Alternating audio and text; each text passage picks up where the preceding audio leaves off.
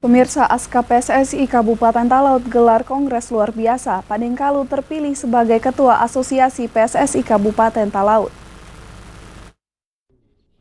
Bertempat di Aula Dinas Dikpora Kabupaten Talaut, sebanyak 19 anggota yang tergabung dalam Asosiasi PSSI Kabupaten Talaut menggelar kongres luar biasa yang dilanjutkan dengan pemilihan pengurus baru periode 2022-2026.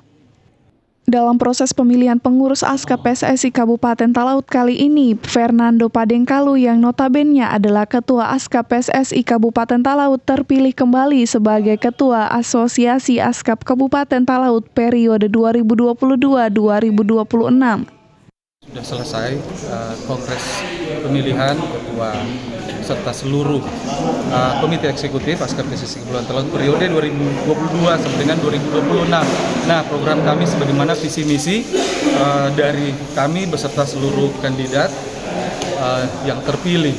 Prioritas adalah tetap adanya kompetisi, pengembangan para pelatih perangkat pertandingan, dan berusaha tahun ini berharap akan ada restu dari Asosiasi Provinsi Sulawesi Utara agar Liga 3 Zona Nusa Utara boleh digelar di Kabupaten Kepulauan Talaut. Sementara itu, Ketua Asosiasi PSSI Provinsi Sulawesi Utara melalui Tony Ponongoan selaku eksekutif komite mengatakan, dengan digelarnya kongres luar biasa serta terpilihnya pengurus baru Aska PSSI Kabupaten Talaut periode 2022 sampai 2026, prestasi olahraga khususnya sepak bola di tanah Porodisa semakin maju dan berkembang. Segera bekerja dari sekarang, karena Liga 3, Suratin, dan Porprov menanti di tahun ini. Itu penting sekali. Yang kedua, menahi organisasi.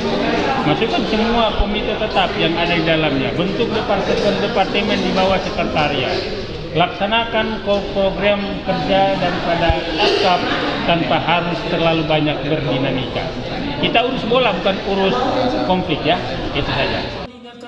Ia berharap Talaut mengambil bagian dalam beberapa turnamen yang akan digelar di tingkat provinsi di Liga 3 serta Piala Suratin yang bakal digelar di Provinsi Sulawesi Utara.